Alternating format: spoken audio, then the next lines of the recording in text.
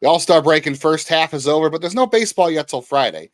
It's kind of like that week between Christmas and New Year's where nobody knows what day it is and nobody knows where they're supposed to be.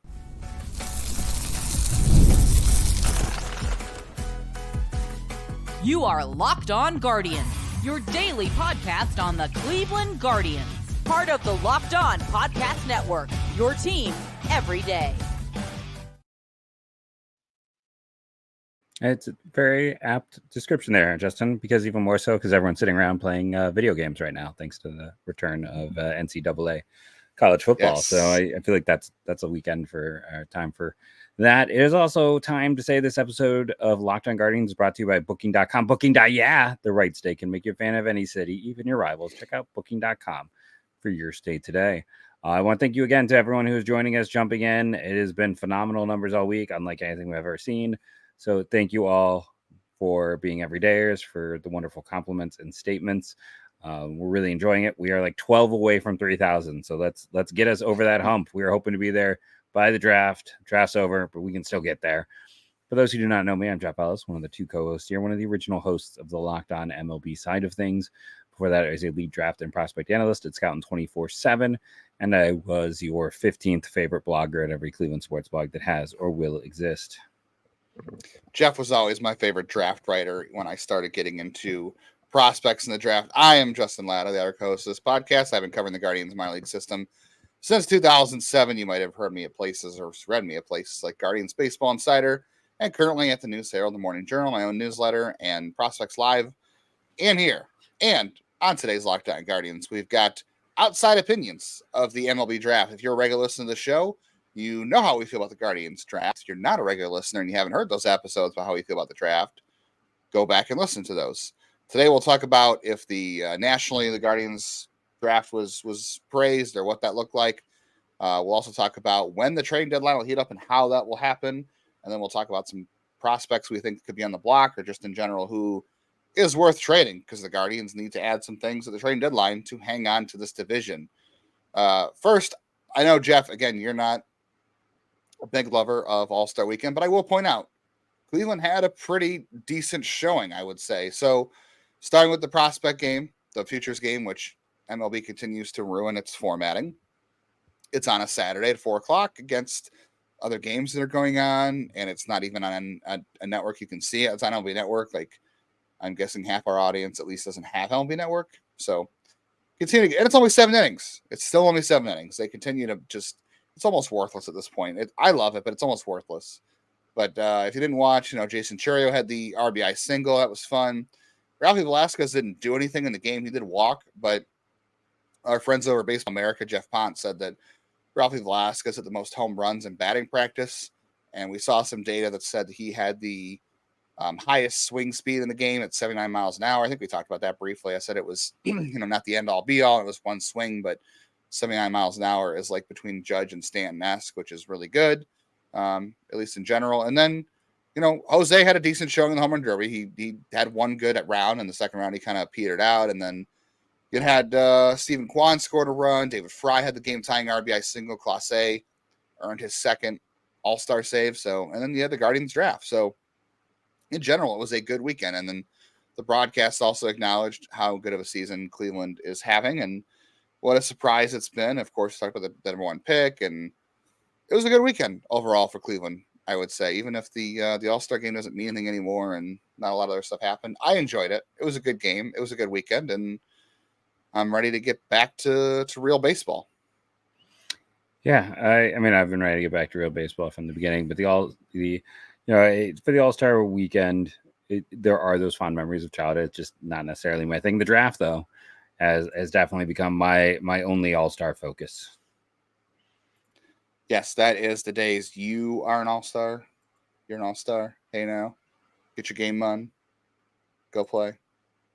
I just sat here. I didn't go play. I just kind of sat here and talked about people. That's what we do. That's what we do here. All right. Hey, we got national reception. You and I are both now followed by one Jonathan Mayo, thanks to our work on the draft. There you go. Yeah, we were trying to get Jonathan Mayo on before the show, before the draft, and he was just too busy, which rightfully so. We might still connect with him to ask him about his opinion about the draft in general once he gets time to unplug and recharge after a crazy first half. Let's talk about the outside perception, because again, if you've listened to our 3 podcasts already recapping the draft, you know how we feel about each player for the most part.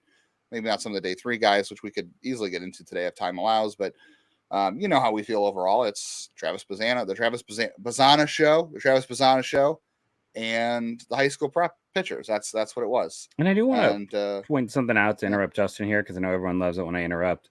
You know, I think it's kind of interesting by the end of the draft how much the narrative had shifted. Like, I know a lot of people, you know, when we were in March and April, it was almost universal. Condon was top of every board. But by the time we got to the draft, Prospects Lives had where I write, I can't say the name, but, you know, they had flipped. MLB.com had flipped. Basically, the only ones who stayed the same. We know there was massive debate at Baseball America, but he maintained there.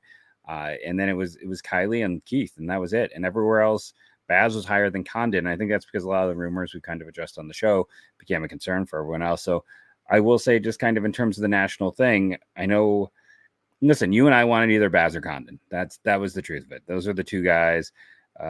Maybe you'd been a little okay with Burns or Kurtz, but I only wanted 1 of 2.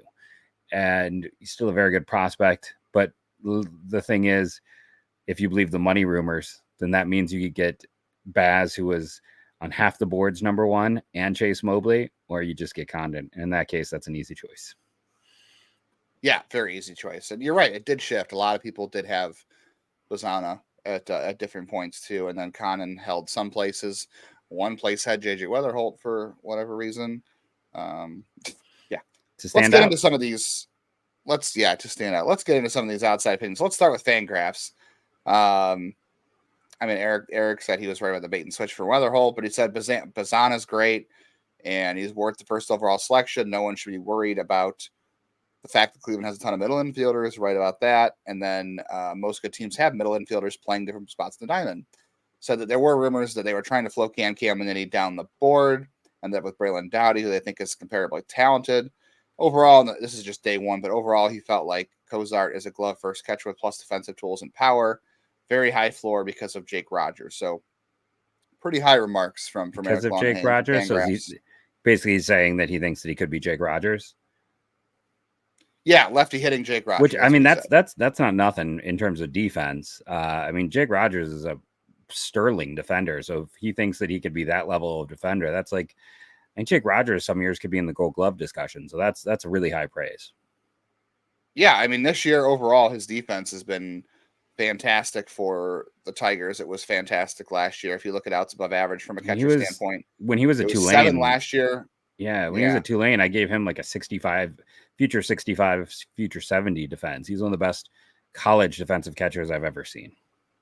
Yeah, 5 outs above average this year. And last year, I know he hasn't been as good offensively this year, but last year he had 21 home runs and he had a 97 WRC plus. When you combine a near league average WRC plus with 20 that's homers, a top 10 catcher. That's a top, might be a top 7, even a top 5 catcher. So not an all-star, but it's pretty good. I mean, it's a borderline all-star with his defense. That's like if he gets to that, that's a massive. I mean, he hit win. 221 last year. He's run a 30% strikeout rate in his career, but with that defense, might happen to Cozart. Yeah, but with defense and like 1+ hitting trait, I mean, catching is bad across baseball. So that's a borderline all-star.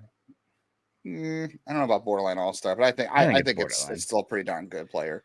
But he liked that. He liked their draft. Obviously, you know, you come with the top pick, and then he thought Dowdy was comparable to Cam Caminiti. So I think we agree. That's a pretty good outside opinion. Let's go over to Kylie McDaniel of ESPN, formerly of Fangraphs at one time.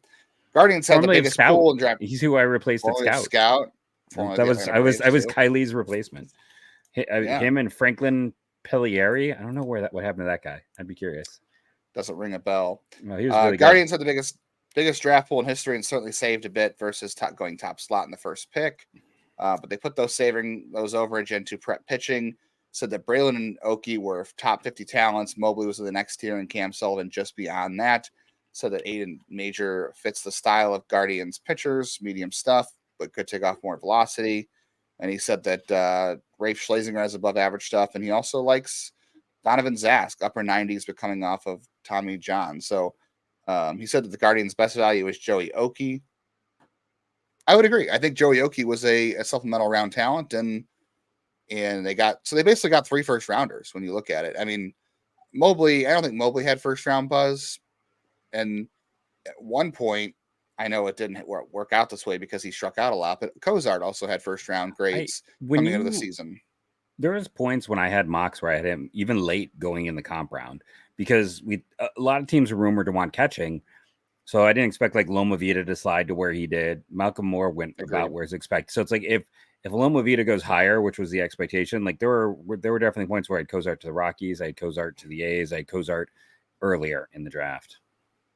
Yeah, I agree. I mean, that cluster of catchers could have gone a whole lot of ways, but Cozart ended up having a rough year with the hit tool, and that's what kind of dropped him. Yeah. But Malcolm Moore too, because he also didn't hit as well, but he had a little didn't have the power.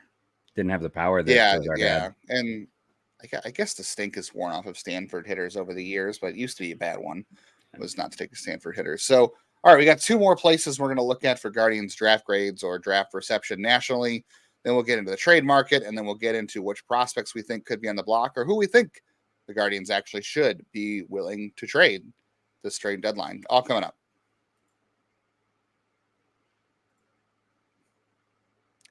Check out this is eBay Motors.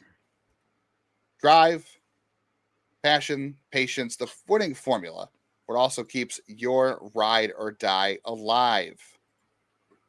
eBay Motors has everything you need to maintain your vehicle and level it up to peak performance. Superchargers, roof racks, exhaust kits, LED headlights, and more. Whether you're into speed, power, or style, eBay Motors has everything you need to keep your ride or die together.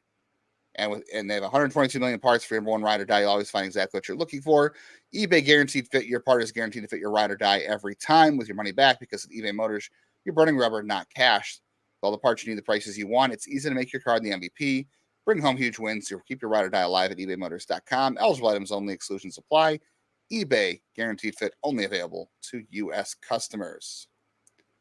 Check out MLB tickets on the Game Time app. They are the authorized ticket place of Major League Baseball. Makes getting tickets faster and easier. Prices on the Game Time app go down closer to first pitch. So if you're wanting to go to the Guardians game Friday, I believe it's $1 dogs, $2 pregame adult beverages. The Padres are in town. It's going to be a lot of fun. Maybe you haven't made your plans for the weekend. Trade could happen. That's right? okay. Those 2 teams. A trade could happen while they're there. Maybe you want to be there when somebody switches sides on those trades. You never know. But if you haven't made your plans yet, that's okay, because they have last minute deals. They have all in pricing, so you know exactly what your ticket's going to cost before you hit checkout. No surprise checkout fees. And they have the Game Time guarantee. They'll credit you 100% of the difference if you find the same ticket in the same section in a row for less. Take the guesswork out of buying MLB tickets with Game Time. Download the Game Time app, create an account, and use code LOCKEDONMLB for $20 off your first purchase. Terms apply, but create your account, redeem our code LOCKEDONMLB for $20 off. Download Game Time today. Last minute tickets, lowest prices. That is a guarantee. And of course, the Guardians are back in action on Friday. Check out the game on your Sirius XM app. Just search Guardians to find the broadcast when they are back on the air. All right, Jeff, let's go over to Keith Law from The Athletic. They had the first pick and took one of only 2 valid options, in my opinion. Again, Bazana, and Condon. Turned around and took a high school pitcher with their Comp A pick, which I assume will absorb much of the savings. Will probably be under slot deal with Bazana. And then they followed up with Cozart, who quietly had a tremendous year at the plate for the Wolfpack. That's their second round pick. They landed 2 everyday players at positions at the middle, and they took a sensible flyer on a good high school arm. That's just the day 1 picks. I would say that's pretty fair. I mean, 3 day 1 picks. I'm sorry, 3 day 1 picks. But I would say that's pretty fair. Braylon Dowdy was. There's no such thing as a safe high school arm, but he makes the most sense considering his control, the advanced ability to spin. You're not waiting for him to fill out his frame because he's already kind of filled out. I think that makes sense. I think they did get 2 potential starters up the middle, and if you consider Cozart as a starter, or at least like you said, Jeff, a fat side of the platoon, and then Dowdy, I think is a nice gamble at that spot for the fact they didn't get Caminiti down there when people thought that Caminiti was going to be the option. Yeah, I mean, I had Caminiti into Sloan into him. It's same time, you got to wonder about the money. And that's always going to be, that's why it's going to be so interesting to see the money. Show me the money. I can't not say that, right? But the reason is if we see the difference in money, because there's a world where maybe like if you did get Cam and Eddie, or if you did take like a lot of people wanted Sloan, if they took Sloan over Cozart, then again, maybe you don't get Sullivan. Maybe you don't get, one of those other guys. So it's a big, big picture. And that's where in particular the money is going to stand out, because then we'll have more big picture knowledge. It's like how much, because I bet Caminiti costs more than Doherty, and maybe they were trying to get him, and maybe that was the thing, and then maybe they pivoted on day 2. Maybe that's why Chase Mobley's in the 10th round, because they had a little bit more than they expected. But Sure. Either way, they got a fantastic core group of prep arms that are going to be, they're all very different.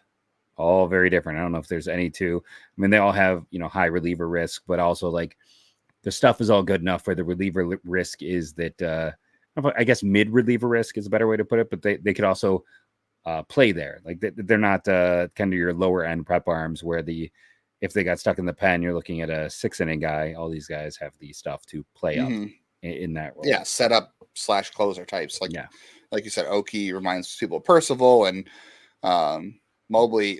I think obviously Braylon Doughty has the best chance to start of all of them, but Oki's interesting, and then the other two definitely could play up high in the bullpen. All right, our last one is CBS. Our friend RJ Anderson, who is a very underrated longtime baseball writer, who is one of the better Baseball national Prospectus ones back in the day, right? Wasn't he Baseball Prospectus? I feel like he doesn't get a whole lot of love. I've always liked RJ. If you pick first overall, you better walk away with a good grade. The Guardians got Bazzana, who has a great feel for the barrel, makes top-notch swing decisions. Some evaluators did nitpick, saying he's maxed out physically, but, oh well. So that Doughty and Oki were intriguing in different ways. Doughty has more floor. Oki has more ceiling. And then he liked Rafe Schlesinger's low arm slot pairing. Makes him interesting in the 4th round. He said, don't overlook Jacob Cozart. He's on the large side for a backstop. He is 6'3", but he did have power this season and was worth the plunge. Gave him an A. You and I aren't really big into draft grades, especially before we know the money. But again, I said yesterday, I think you have to grade based on who was available at the time of that pick and how they were trying to play with their money. And we'll see how the money plays out. But that's a favorable outlook on them. Again, I'd say so. Pretty much across the board, everybody was a pretty big fan of the Guardians selections because, you took one of the best 2 players and you targeted the best part of the draft for high upside and pitchers, prep pitchers, because that was where the most upside existed for the money. And before someone's like, well, I bet it's always that way. That's not the case. I can tell you very distinctly, Arizona, like it's one that got hammered from the beginning. So it's not always just when you're picking one that's a guarantee. There's been some classes that made people scratch their heads a bit. Cleveland, it's a gamble class. This is definitely a challenge class with all those prep arms. And I like the class as well, which is a little bit of an unusual thing because, I didn't have a prep arm inside my top 20 just because that's a general rule. I'm never going to put a prep arm in my top 20 because the risk is so high.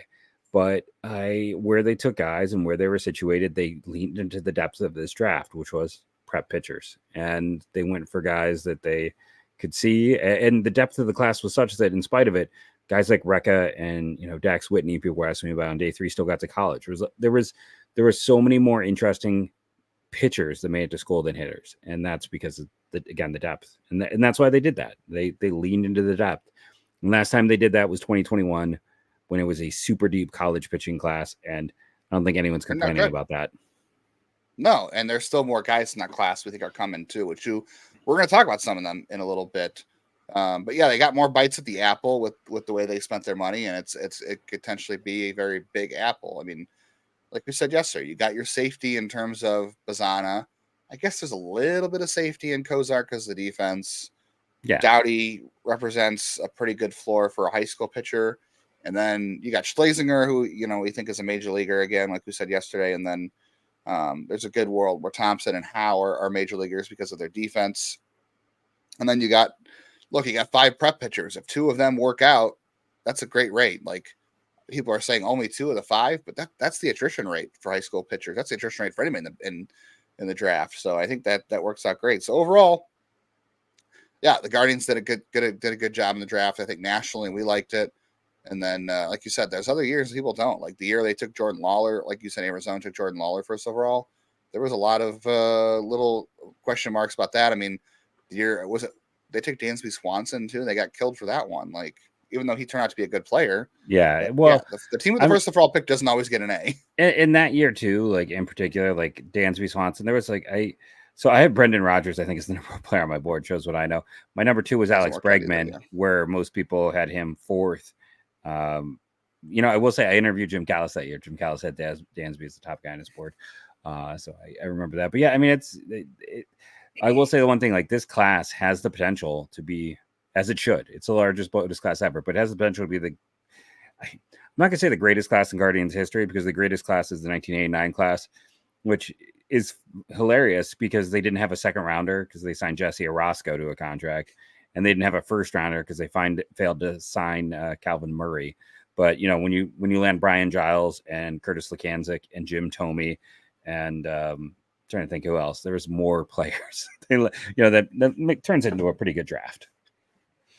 Yeah, hopefully that'll be the same for prep pitchers in this draft. If they get they get 2 or 3, things look pretty darn good. All right, we're going to talk about the trade deadline next, what we think that's going to heat up and how we think that's going to start to play out, and then we'll get into which prospects we think could be on the block or which prospects we think the Cleveland should be open to trading. So stick around for that.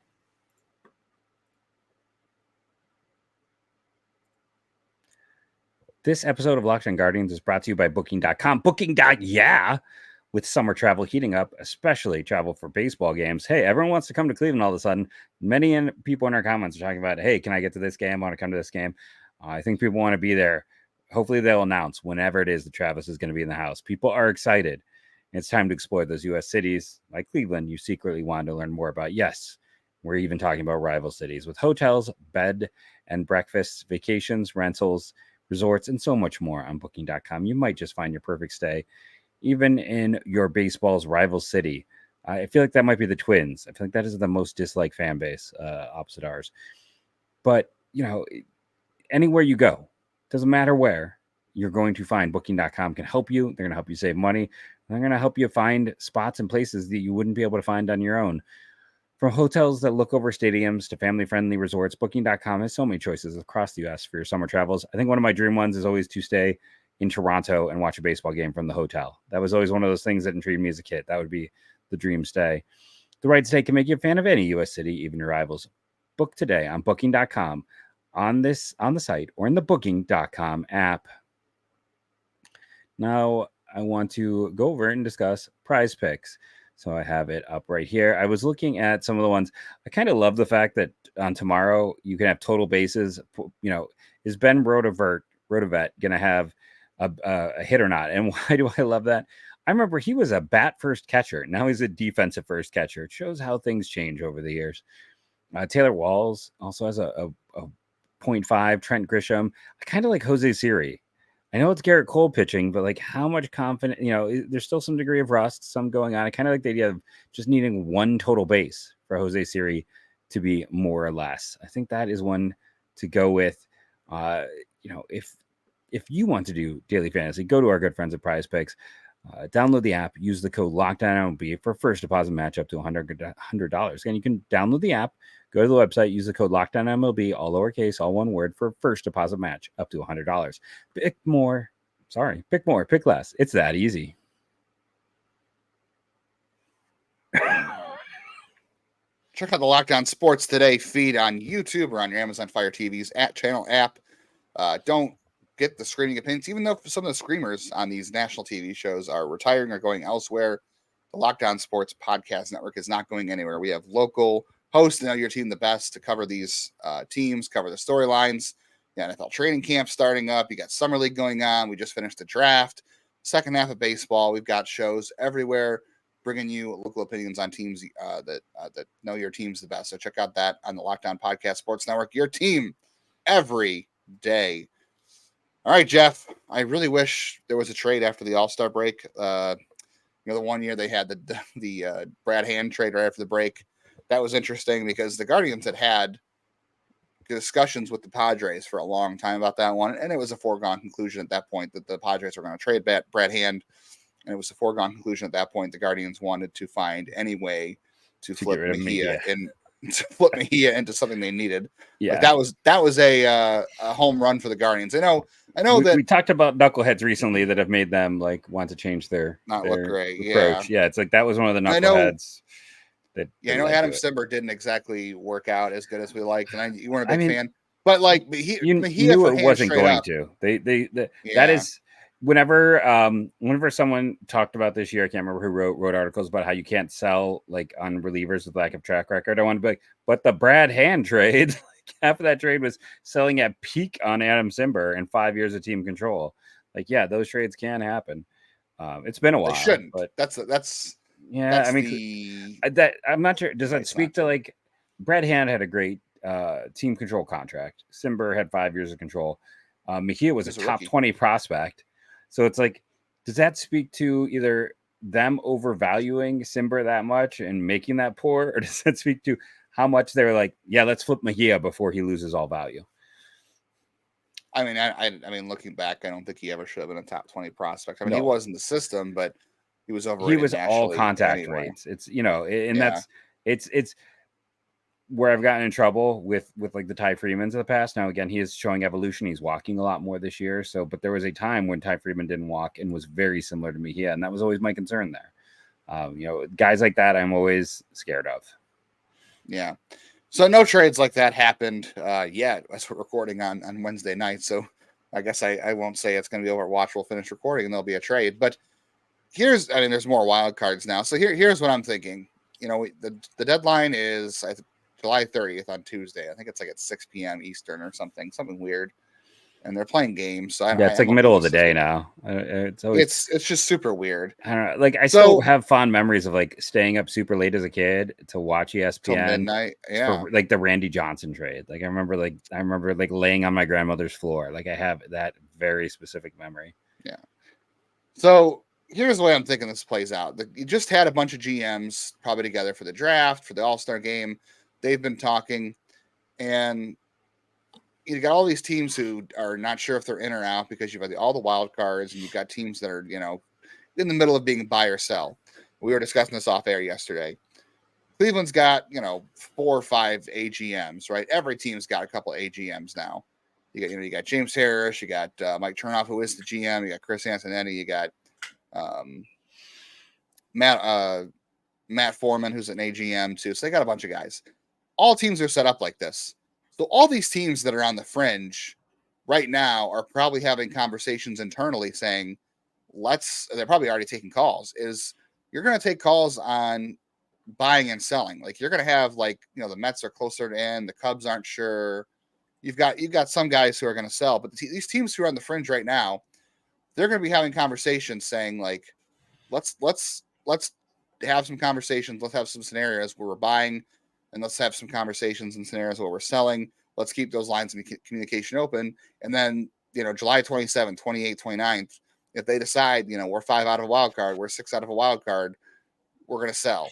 And if we're 3 in, we'll buy. And you have those conversations ongoing the whole time. Everyone's having different conversations about acquiring a player or selling pieces. That's what's going to happen. So I think it's going to be a chaotic deadline, but it's not going to really heat up until the last couple of days. But don't get caught up in buy or sell, because I think a lot of these teams are going to be having conversations both ways, and they're going to decide the last 72 hours which way they're going to pull the trigger. Yeah, I mean, there's a few teams where like we heard Texas. They're going to be selling, and then they actually had a hot streak going into the deadline, and now it's like, oh, maybe not, because they're not as far behind in the division as they are everywhere else. So it's like, yeah, Toronto is in a mess, but if they get hot, who knows? Because again, that's a GM on the hot seat. So you're kind of looking at that. Has Tampa already done their trades? Trading in division is difficult. I mean, Oakland, you got Oakland to talk there. Will Moreno let the Angels? Like, that's gonna be a thing. And like in our chat on day 3, I had a Marlins fan who was giving scouting reports too, and I think he left when he asked what would Cleveland give us for Jazz Chisholm and Tanner Scott, and I'm like, nothing. Like, Jazz Chisholm is hurt all the time. Like that is a guy who can't stay healthy, and Tanner Scott is a super expensive reliever. They love guys who can't stay healthy. But Real quickly, it's too, going before to we be get out of here, interesting just to see how it all plays out. Like it is the weird stick in the mud teams versus. yeah, again, they're going to have conversations about both, and they're going to decide, I think, last minute. So before we get out of here, we're not going to spend as much time on it as we like, so maybe we'll carry over some of this into tomorrow. But as far as prospects on the block, I think that very likely one of these first basemen, whether it's Manzardo or Kafis or not necessarily Ralphie, but I think there's somebody in that grouping there that Cleveland is going to be open to moving. I just Maybe think, especially Kafis. I just think that it's not going to happen because the general problem is first baseman gets so undervalued as trade assets. Kyle Manzardo was the main piece of that trade a year ago for Savali. For a guy who everyone knew was an overvalued piece. Like, I mean, they gave up on him a year later. The Rays don't overpay, Jeff. Come on, the Rays don't. No, I know, but that's my point. They didn't they gave up for a middling starting pitcher with a injury history who had bad metrics in terms of being able to keep it up. Like they and at the time, Manzardo had a lot of negatives on him as well due to his shoulder injury and performance. But first baseman in general, it's very rare to see a first base prospect lead a big trade. It is almost always a pitcher or an up the middle talent. Matt Laporta. I know it's not a great case, but Matt Laporta. He was. I think one of them though is going to be a lot of rumors. You've already heard him. Kafis has drawn some interest from opposing scouts as well. I think Velasquez probably not so much. And then I think Martinez is kind of playing well. I don't know necessarily they would trade him given how he's fit in so far, but I wouldn't rule it out. And no, they're not showcasing him. Again, I think we said this yesterday. No, they're showcasing Noel. That's who they're showcasing. Obviously. Speaking of first baseman. Trade him before his chase rate gets to 90%. Brito just seems like an easy guy to be on the block. Same with Angel Hanau, all these guys here. And Hanau's having a really good season in the minors. Really kind of an underrated guy right now. He's moved up a lot of... He's hitting the ball He's moved up a lot of public lists, I think. And then I know people say like the pitching factory is kind of barren right now, and they don't have any upper level depth, but they've got some depth in AA and high A right now in terms of pitching depth. One of those guys could be moved. I mean, Webb, Messick, Clemmy, I think all are guys that you might consider, at least one. I think Clemmy's the only one who could maybe headline just because he's showing some positive sign and he's young. The rest of the group is kind of fives, but yeah. Yeah, they're tertiary pieces for sure. And then I don't know, maybe they'll consider trading Valera. It just seems like he's not going to get a shot at this point. Does he have any value? No, but I mean, again, he might be the second or third piece in a trade where you say, here you go. He's kind of a lottery ticket at this point. He feels, I don't know. We're not going to use him, but similar to Watson a year ago, kind of. Yeah, I think you could do that. Like he was the second piece in that trade. He might bring you something of value there. Bell had a great second half for the Marlins, so that worked out fine for them. He's not good this year, but he was a great second half hitter for them a year ago, and they made the playoffs. That's what the Guardians could use. I think Jose Tena makes a ton of sense too. There's just no Valera for Josh Bell. You heard it here first. I guess. I don't know. I have no idea. Yeah. Valera for Brent Rooker. That's what I guess Brent Rooker's not a rental, but I don't know. He's not a rental. Yeah, he's going to cost an arm and a lug. But I mean, there's some interesting pieces. And if you got a team that's far away, like the Marlins or the Rockies or the Oakland, maybe Welvin Francisca interest someone, but you got to make that. Those are teams that you have to market yourself to teams that are super far away. All right. I think we'll carry some of this over in tomorrow's discussion, but we'll also talk about second half storylines and if the Guardians can finish the job and win the AL Central. A lot of people don't think they can. We'll get into that tomorrow, maybe more prospect discussion as well. Yeah. A lot of people a lot of Twins fans that think that they can't win the division. It just they're coping. It is very interesting to just kind of see some of these statements or words that come out. We want to thank you again all for joining us. We want to thank all of our everydayers. And all the new everydayers. Again, we are so close to 3,000. So help us out if you've not already subscribed. I know we had a lot of people who want the prospect chatter. So we're gonna eventually sit down and have maybe a bonus episode where we just sit down and discuss our prospect lists. Additionally, we have a few of the draft prospects that we are in some conversations with agents who will be probably joining us over the next month or so. We want them to enjoy their moment, and then we'll eventually get to sit down and talk with them. So thank you for enjoying this moment with us. Again, remember to rate and review, download daily, smash that like and thumbs up and all that stuff. And go Guardians, go.